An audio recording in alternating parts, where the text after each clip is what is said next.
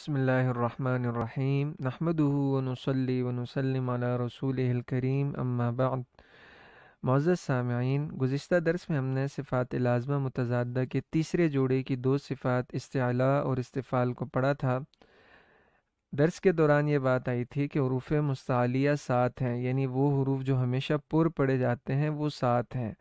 جبکہ حروف مستفعلہ وہ 22 ہیں۔ البتہ ان 22 میں سے 19 حروف ہر حال میں باریک پڑھے جاتے ہیں، جبکہ 3 حروف الف، لام اور را یہ نہ ہر حال میں پر پڑھے جاتے ہیں اور نہ ہی ہر حال میں باریک پڑھے جاتے ہیں۔ الف کے بارے میں تو تفصیل بیان کی گئی کہ الف اپنے ماقبل حرف کا تابع ہوتا ہے، یعنی الف سے پہلے اگر پر حرف ہے تو الف کو بھی پر پڑھا جائے گا، جیسے قولا، اور اگر الف سے پہلے والا حرف وہ باریک حرف ہے تو اس صورت کے اندر الف کو بھی باریک پڑھا جائے گا، جیسے اثابہ۔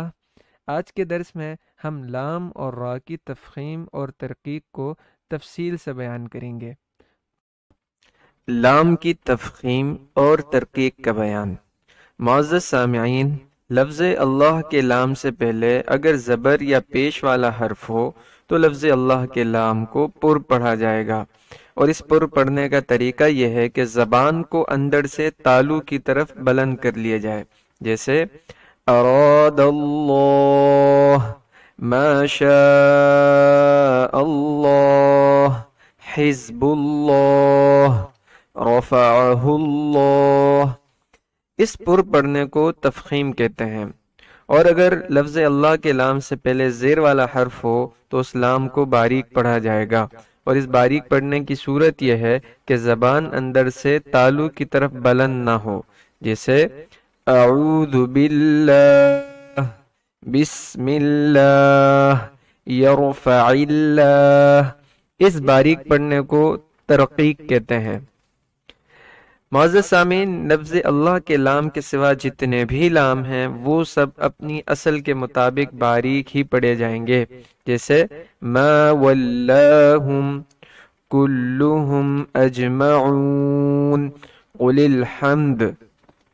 تنبیہ: لفظ اللہم کا بھی وہی قاعدہ ہے جو لفظ اللہ کا ہے، یعنی لفظ اللہم سے پہلے زبر یا پیش والا حرف ہو تو اسے پر پڑھا جائے گا، اور اگر زیر والا حرف ہو تو اسے باریک پڑھا جائے گا، جیسے سبحانک اللہم، قولوا اللہم، قل اللہم۔ پہلی دو مثالوں میں لام کو پر، جبکہ تیسری مثال میں لام کو باریک پڑھا جائے گا، اس لیے کہ پہلی مثال میں لفظ اللہم سے پہلے زبر ہے، دوسری مثال میں لفظ اللہم سے پہلے پیش ہے، تو ان دونوں مثالوں میں لفظ اللہم کو پر پڑھا جائے گا، جبکہ تیسری مثال میں لفظ اللہم سے پہلے چونکہ زیر ہے اسی لیے اس تیسری مثال میں لفظ اللہم کو باریک پڑھا جائے گا۔ لام کی تفخیم اور ترقیق کا بیان۔ معزز سامعین، لفظ اللہ کے لام سے پہلے اگر زبر یا پیش والا حرف ہو تو لفظ اللہ کے لام کو پر پڑھا جائے گا، اور اس پر پڑھنے کا طریقہ یہ ہے کہ زبان کو اندر سے تالو کی طرف بلند کر لیا جائے، جیسے اراد اللہ، ما شاء اللہ، حزب اللہ، رفعہ اللہ۔ اس پر پڑھنے کو تفخیم کہتے ہیں، اور اگر لفظ اللہ کے لام سے پہلے زیر والا حرف ہو تو اس لام کو باریک پڑھا جائے گا، اور اس باریک پڑھنے کی صورت یہ ہے کہ زبان اندر سے تالو کی طرف بلند نہ ہو، جیسے اعوذ باللہ، بسم اللہ، یرفع اللہ۔ اس باریک پڑھنے کو ترقیق کہتے ہیں۔ معزز سامعین، لفظ اللہ کے لام کے سوا جتنے بھی لام ہیں وہ سب اپنی اصل کے مطابق باریک ہی پڑھے جائیں گے، جیسے ما ولاہم کلہم اجمعون قل الحمد۔ تنبیہ: لفظ اللہم کا بھی وہی قاعدہ ہے جو لفظ اللہ کا ہے، یعنی لفظ اللہم سے پہلے زبر یا پیش والا حرف ہو تو اسے پر پڑھا جائے گا، اور اگر زیر والا حرف ہو تو اسے باریک پڑھا جائے گا، جیسے سبحانک اللہم، قولوا اللہم، قل اللہم۔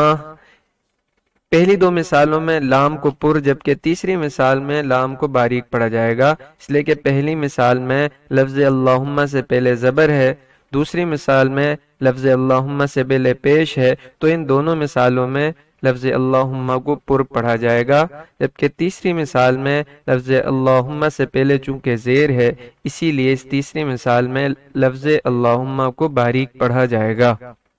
را کی تفخیم اور ترقیق کا بیان۔ را کی تفخیم و ترقیق کا بیان چونکہ طویل ہے اور اس کے قاعدے بھی زیادہ ہیں، اگر ان قاعدوں کو پڑھتے اور سمجھتے وقت ہم تین باتیں ذہن نشین کر لیں تو انشاءاللہ را کی تفخیم اور ترقیق کی بحث کو سمجھنے میں دقت نہ ہوگی۔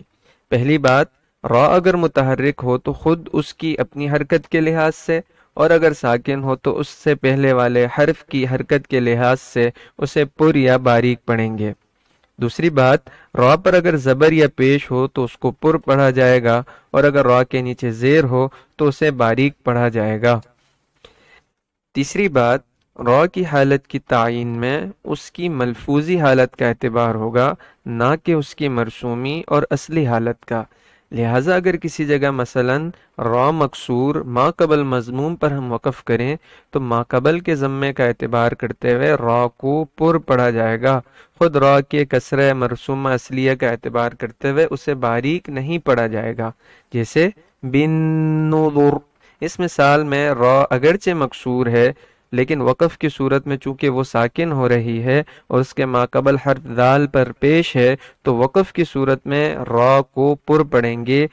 نہ کہ را کو باریک پڑھیں گے۔ یہ مطلب ہے کہ را کی حالت کی تعین میں اس کی ملفوظی حالت کا اعتبار ہوگا، اس کی ملفوظی اور اصلی حالت کا اعتبار نہ ہوگا، بس اس مثال میں را وقف کی صورت میں پر پڑھی جائے گی۔ علی ھذا القیاس اگر را مضموم یا مفتوح ما قبل مکسور پر ہم وقف کریں تو اب ما قبل کے کسرے کے لحاظ سے را کو باریک ہی پڑھا جائے گا، جیسے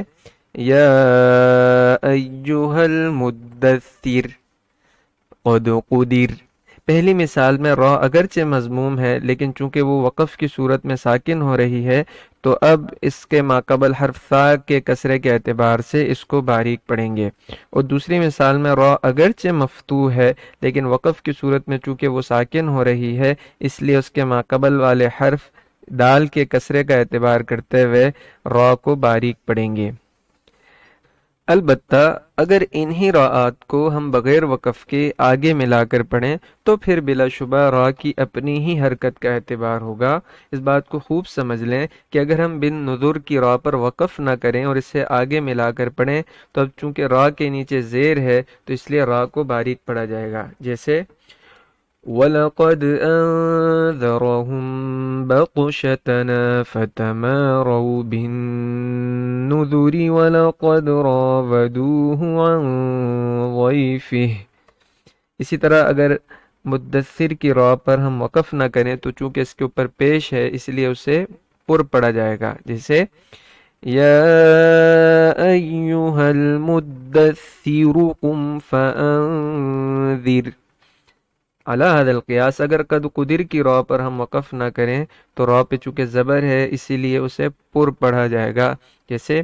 وَفَجَّرْنَا الْأَرْضَ عُيُونًا فَالْتَقَى الْمَاءُ عَلَى أَمْرٍ قَدْ قُدِرَ وَحَمَلْنَاهُ عَلَى ذَاتِ أَلْوَاحٍ۔ اس بات کو خوب ذہن نشین فرما لیں۔ را کے قواعد کا بیان۔ پہلا قاعدہ رائے متحرکہ کے بیان میں ہے۔ رائے متحرکہ اپنے زبر اور پیش کی وجہ سے پر اور زیر کی وجہ سے باریک پڑھی جائے گی۔ عام ہے چاہے رائے متحرکہ تنوین والی ہو یا بلا تنوین کے ہو۔ زبر کی مثالیں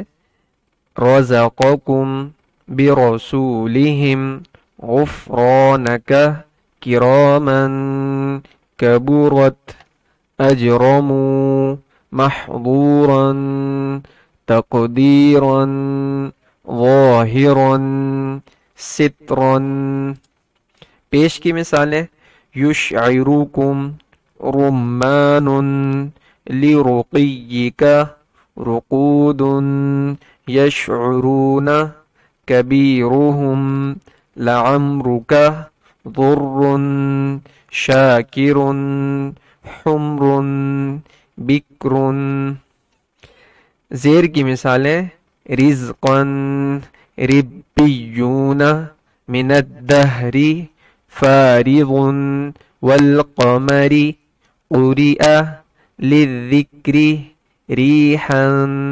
عشر شر امر. تنبیہ: رائے مشددہ بھی ایک را ہے، پس خود اس کی حرکت کا اعتبار کرتے ہوئے اسے پر یا باریک پڑھیں گے، لہذا سرن کی را کو پر جبکہ دریون کی را کو باریک پڑھیں گے۔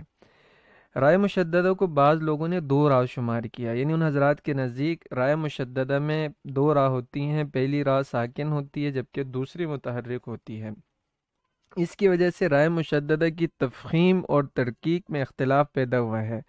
لہذا ان حضرات کے نزدیک سرن کی پہلی را کو باریک اور دوسری را کو پر پڑھا جائے گا، اس لیے کہ سرن کی پہلی را ساکن ہے اور اس کے پہلے زیر ہے، جبکہ دوسری را جو ہے وہ مفتوح ہے۔ اور ان حضرات کے نزدیک دریون کی پہلی را کو پر پڑھیں گے اور دوسری را کو باریک پڑھا جائے گا، اس لیے کہ پہلی را ان کے نزدیک چونکہ ساکن ہے اور اس سے پہلے پیش ہے، اور جبکہ دوسری را کے نیچے زیر ہے، لہذا ان حضرات کے نزدیک دریون کی پہلی را پر اور دوسری را کو باریک پڑھا جائے گا۔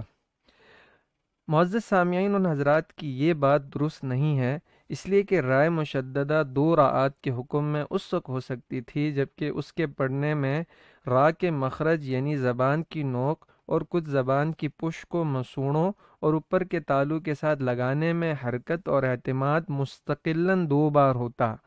اس طرح کہ اولاً ایک بار زبان کو مسوڑوں اور تالو کے ساتھ لگا دیں، پھر اسے مسوڑوں اور تالو سے علیحدہ کر کے نئے سرے سے مستقل طور پر دوبارہ اسے مسوڑوں اور تالو کے ساتھ لگایا جائے، حالانکہ واقعہ ایسا نہیں ہے، اس لیے کہ رائے مشددہ کو پڑھنے کے وقت مخرج میں حرکت اور اعتماد ایک ہی مرتبہ ہوتا ہے، یعنی ایسا نہیں ہوتا کہ رائے مشددہ کو ہم دو راعات کے حکم میں مانیں، پہلی ساکن اور دوسری متحرکہ، اور ساکن را کو پڑھنے کے وقت ہم زبان کی نوک اور کچھ زبان کی پش کو مسوڑوں اور اوپر کے تالو کے ساتھ لگانے کے بعد علیحدہ کر دیں، اور پھر متحرک را کو پڑھتے وقت دوبارہ جو ہے وہ زبان کی نوک اور کچھ زبان کی پش کو مسوڑوں اور اوپر کے تالو کے ساتھ لگا دیں۔ ظاہر ہے رائے مشددہ کو پڑھنے کے وقت ایسا نہیں ہوتا، بلکہ ایک ہی مرتبہ جو ہے وہ رائے مشددہ کو پڑھنے کے وقت مخرج میں حرکت اور اعتماد ہوتا ہے۔ لہٰذا اس تفصیل سے یہ بات ثابت ہو جاتی ہے کہ رائے مشددہ کو ایک ہی را سمجھ کر خود اس کی حرکت کا اعتبار کرتے ہوئے اس پر تفخیم اور ترقیق کا حکم جاری کریں گے، پس زبر اور پیش والی رائے مشددہ پر ہوگی، خواہ اس سے پہلے زیر ہی کیوں نہ ہو۔ یہ مثالیں رائے مشددہ مضمومہ اور مفتوحہ کی ہیں، انہیں پر پڑھا جائے گا اگرچہ اس سے پہلے زیر ہی کیوں نہ ہو، جیسے سرًا فَفِرُّوا إِلَى اللَّهِ نَقِرُّ يُسِرُّونَ الْبِرَّ فِي السَّرَّاءِ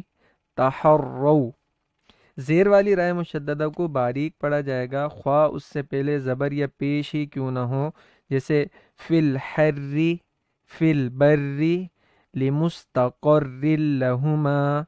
بُرِّزَتْ دُرِّيٌّ۔ دوسرا قاعدہ رائے ساکنہ کے بیان میں ہے، اگر را ساکن ہو تو پھر اس کے ماقبل حرف کی حرکت کو دیکھا جائے گا، اگر ماقبل حرف پر زبر یا پیش ہو تو را کو پر پڑھا جائے گا،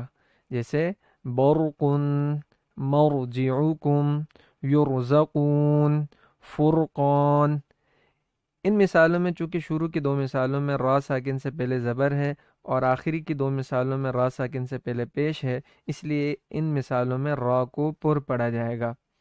اگر را کے ماقبل حرف کی حرکت زیر ہو تو پھر را کو باریک پڑھیں گے، لیکن ایسی را کے باریک ہونے کی تین شرطیں ہیں۔ پہلی شرط، ماقبل حرف کا کسرہ اصلی اور لازمی ہو، عارضی اور غیر لازمی نہ ہو، یعنی وہ کسرہ شروع سے ہو، کسی وجہ سے نہ آیا ہو، اور را ساکن کے ماقبل حرف پر ہمیشہ رہنے والا ہو، کسی وقت گرتا نہ ہو۔ اس کی مثالیں دیکھ لیں، مرفقاً واستغفر واصطبر۔ ان مثالوں میں چونکہ را ساکن کے ماقبل حرف کا کسرہ لازمی اور اصلی ہے، اس لیے را ساکن کو ان مثالوں میں باریک پڑھا جائے گا۔ اگر را کے ماقبل حرف کا کسرہ عارضی ہو تو پھر اس را کو باریک نہیں بلکہ پر پڑھیں گے، جیسے ارجعوا، ارجعی۔ ان مثالوں میں حمزہ کا کسرہ عارضی ہے جو وصل کی صورت میں گر جاتا ہے، اور وصل کی صورت میں اس کا گرنا ہی اس کے عارضی ہونے کی نشانی اور دلیل ہے، جیسے قیل ارجعوا، یعنی ارجعوا کو اگر ہم قیلہ کے ساتھ ملا کے پڑھیں گے تو حمزہ کا جو کسرہ ہے وہ گر جائے گا، قیل ارجعوا۔ اسی طرح یا ایتها النفس المطمئنۃ ارجعی، ارجعی کو اگر ہم المطمئنہ کے ساتھ ملا کے پڑھیں گے تو حمزہ کا کسرہ گر جائے گا، تو یہ دلیل ہے اس بات کی کہ حمزہ کا کسرہ عارضی ہے۔ ان کو ملا کر پڑھنے کی صورت میں حمزہ کا کسرہ گر جائے گا، لیکن بغیر عربی پڑھے ہوئے اس کی پہچان ممکن نہیں ہے کہ کہاں کسرہ اصلی ہوتا ہے اور کہاں عارضی۔ البتہ جہاں جہاں شبہ ہو تو وہاں کسی عربی دان سے پوچھ کر اس قاعدے پر عمل کر لیا جائے۔ را ساکنہ ماقبل مکسور کے باریک پڑھنے کے لیے دوسری شرط یہ ہے کہ وہ کسرہ اور را دونوں ایک ہی کلمے میں ہوں۔ اگر دو الگ کلموں میں ہوں گے تو بھی را باریک نہیں ہوگی، جیسے الذی ارتضی، ام ارتابوا، ان ارتبتم۔ اس دوسری شرط کا پہچاننا پہلی شرط کے بنسبت آسان ہے، اس لیے کہ کلمہ ایک ہے یا دو اکثر ہر شخص کو ہی معلوم ہو جاتا ہے، یعنی الذی ارتضی یہ دو کلمے ہیں، اس کا تقریباً ہر شخص کو ہی پتہ چل جائے گا۔ البتہ یہ معلوم کرنا کہ کسرہ کہاں اصلی ہے اور کہاں عارضی، یہ بغیر عربی پڑھے ممکن نہیں ہے۔ تیسری شرط رائے ساکنہ ماقبل مکسور کے باریک پڑھنے کے لیے یہ ہے کہ را کے بعد اسی کلمے میں حروف مستعلیہ میں سے کوئی حرف نہ آ جائے۔ حروف مستعلیہ 7 ہیں جن کا مجموعہ خص ضغط قز ہے۔ اگر را کے بعد اسی کلمے میں ان 7 حروف مستعلیہ میں سے کوئی حرف اگر آ جائے گا تو پھر را کو پر پڑھا جائے گا، اگرچہ را ساکن سے پہلے زیر ہی کیوں نہ ہو، جیسے قرطاس، ارصادا، فرقتاً، لبالمرصاد۔ ان مثالوں میں را کو پر پڑھیں گے۔ اگر را کے بعد حروف مستعلیہ الگ کلمے میں ہوں، یعنی دو الگ کلموں میں ہو، را جو ہے وہ پہلے کلمے کے آخر میں ہو اور حروف مستعلیہ دوسرے کلمے کے شروع میں ہو، تو ایسی صورت میں را کو باریک پڑھیں گے، جیسے انذر قومک فاصبر صبرا۔ اب پہلی مثال میں دیکھیں، را پہلے کلمے کے آخر میں ہے اور قاف دوسرے کلمے کے شروع میں ہے، یہ دونوں الگ الگ کلمے ہیں، اس لیے را کو یہاں باریک پڑھیں گے۔ اور دوسری مثال میں را جو ہے وہ پہلے کلمے کے آخر میں ہے جبکہ صاد دوسرے کلمے کے شروع میں ہے، اس لیے اس مثال میں بھی ہم را کو باریک پڑھیں گے۔ تنبیہ: تیسری شرط کے موافق لفظ کلو فرقن کی راہ میں بھی تفخیم ہوگی، یعنی تیسری شرط میں یہ بیان ہوا کہ را ساکنہ ماقبل مکسور کے باریک پڑھنے کے لیے شرط یہ ہے کہ اسی کلمے میں حروف مستعلیہ میں سے کوئی حرف نہ آ جائے۔ اگر اسی کلمے میں حروف مستعلیہ میں سے کوئی حرف آئے گا تو پھر اس را کو پر پڑھیں گے۔ تو چونکہ کلو فرقن میں را ساکن اگرچہ ماقبل مکسور ہے لیکن اسی کلمے میں قاف آ گیا ہے جو حروف مستعلیہ میں سے ہے، تو لہٰذا اس کو یعنی اس را کو پر پڑھنا چاہیے۔ لیکن بعض قاریوں کے نزدیک اس را میں ترقیق ہے، جس کی وہ دو وجہ بتاتے ہیں۔ پہلی وجہ یہ ہے کہ قاف کے نیچے بھی زیر ہے اور را ساکنہ سے پہلے جو فا ہے اس کے نیچے بھی زیر ہے، تو اس صورت میں را دو کسروں میں گھر گئی ہے۔ دوسری وجہ یہ بتاتے ہیں کہ قاف کے مکسور ہونے کی وجہ سے خود قاف کی تفخیم میں کمی آ گئی ہے، اس لیے جب قاف کی اپنی تفخیم میں کمی آ گئی ہے وہ را پر اثر انداز نہیں ہو سکتا۔ اس بارے میں علامہ دانی رحمہ اللہ فرماتے ہیں والوجہانی جیدانی، یعنی اس را کو پر اور باریک پڑھنے کی دونوں صورتیں جائز ہیں، چاہے تو اس کو پر پڑھیں اور چاہے تو باریک پڑھیں، لیکن آج کل زیادہ عمل چونکہ دوسری صورت پر ہے، یعنی اس را کو باریک پڑھا جاتا ہے، تو لہٰذا یہی اولا اور بہتر ہے۔ تیسرا قاعدہ رائے ساکنہ بالوقف کا ہے۔ اگر را ساکن سے پہلے والا حرف بھی ساکن ہو اور ایسا صرف وقف کی صورت میں ہوتا ہے تو پھر اس حرف سے پہلے والے حرف کو ہم دیکھیں گے، اگر اس پر زبر یا پیش ہو تو اس را کو پر پڑھیں گے، جیسے لیلۃ القدر بکم العسر۔ پہلی مثال میں را ساکن سے پہلے دال ساکن اور دال ساکن سے پہلے قاف پر زبر ہے، تو اس لیے یہاں پر را ساکنہ بالوقف کو پر پڑھیں گے، لیلۃ القدر۔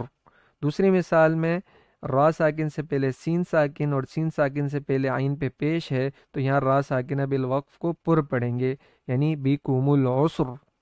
اگر زیر ہو تو پھر اس صورت میں را کو باریک پڑھیں گے، یعنی ذی الذکر۔ را ساکن سے پہلے کاف ساکن اور کاف ساکن سے پہلے زیر ہے، تو اس صورت کے اندر ہم را ساکنہ بالوقف کو باریک پڑھیں گے، ذی الذکر۔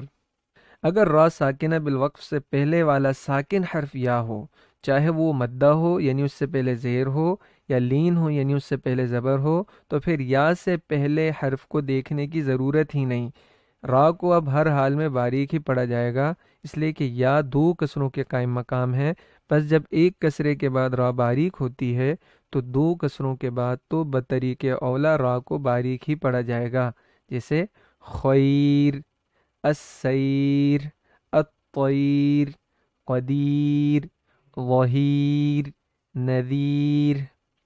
تنبیہ: لفظ مصرع اور عین القطری پر جب ہم وقف کریں تو قاعدہ نمبر 3 کے موافق را کو باریک ہونا چاہیے، اس لیے کہ را ساکن کے ماقبل ساکن حرف سے پہلے دونوں مثالوں میں زیر ہے۔ مصر کی را پہ جب ہم وقف کریں تو را ساکن کے ماقبل صاد ساکن حرف سے پہلے میم کے نیچے زیر ہے، اور عین القطر کی را پر جب ہم وقف کریں تو را ساکن کے ماقبل طا ساکن سے پہلے والے حرف قاف کے نیچے زیر ہے۔ تو قاعدہ نمبر 3 کے موافق تو ان دونوں مثالوں میں را کو باریک ہونا چاہیے، اس لیے کہ را ساکن کے ماقبل ساکن حرف سے پہلے دونوں مثالوں میں زیر ہے۔ البتہ قرائے کرام نے ان دونوں لفظوں کی را کو پر اور باریک دونوں طرح پڑھا ہے، اس لیے کہ را کے مابعد کے حروف مستعلیہ کی طرح ماقبل کے حروف مستعلیہ کو بھی تفخیم کا سبب سمجھ لیا گیا ہے، یعنی جس طرح را ساکن کے مابعد اسی کلمے میں حروف مستعلیہ میں سے کوئی حرف آ جائے تو وہاں را ساکن کو پر پڑھا جاتا ہے اگرچہ اس سے پہلے زیر ہے، تو اسی طرح بعض قرائے کرام کا یہ خیال ہے کہ را ساکن سے پہلے اگر اسی کلمے میں حروف مستعلیہ میں سے کوئی حرف آ جائے تو اس را کو بھی پر پڑھنا چاہیے۔ اس لیے ان دونوں کلموں میں وقف کی صورت میں تفخیم بھی جائز ہے، البتہ ترقیق بھی جائز ہے، لیکن بہتر یہ ہے کہ خود را پر جو اپنی حرکت ہے اس کا اعتبار کیا جائے، بس اس کے اعتبار سے مصرع میں تفخیم اولا ہے اور عین القطری میں ترقیق اولا ہے۔ چھوٹا قاعدہ رائے ممالہ کا ہے۔ قرآن مجید میں روایت حفص کے مطابق ایک جگہ رائے ممالہ ہے۔ امالہ لغت میں جھکانے اور مائل کرنے کو کہتے ہیں، اور اصطلاح قراء و مجودین میں امالہ کہتے ہیں فتحہ کو کسرہ کی طرف اور اس کے بعد والے الف کو یا کی طرف مائل کر کے اس طرح پڑھنا کہ نہ تو وہ خالص فتحہ اور الف ہی رہے اور نہ ہی خالص کسرہ اور یا بن جائے، بلکہ دونوں کی درمیانی حالت میں اسے پڑھا جائے۔ وہ جگہ یہ ہے بسم اللہ مجریہا۔ پس اس را کو ایسا پڑھیں گے جیسے لفظ قطرے، ستارے اور سویرے کی را کو پڑھتے ہیں۔ امالے میں چونکہ ہم زبر کو زیر کی طرف مائل کر کے پڑھتے ہیں، اس لیے اس را پر کسرے والا حکم جاری ہوگا۔ نیز امالے کے لیے ترقیق لازم ہے۔ جب امالے کے لیے ترقیق لازم ہے تو امالے کے ساتھ تفخیم جمع نہیں ہو سکتی، لہذا مجریحہ کی را کی اس حرکت کو زیر سمجھ کے را کو ہم باریک پڑھیں گے۔ امالہ اسی کو کہتے ہیں جسے فارسی والے یائے مجہول کہتے ہیں۔ الحمدللہ لام کی اور را کی تفخیم اور ترقیق کا بیان یہاں مکمل ہوا۔ اگر آپ کو کوئی بات سمجھ نہ آئی ہو تو آپ کومنٹ باکس میں پوچھ سکتے ہیں، اور آپ ہماری صفات کے متعلق پچھلی ویڈیوز بھی دیکھ سکتے ہیں، انشاءاللہ آپ کو فائدہ ہوگا۔ اگلے درس تک کے لیے اجازت دیں۔ السلام علیکم ورحمۃ اللہ وبرکاتہ۔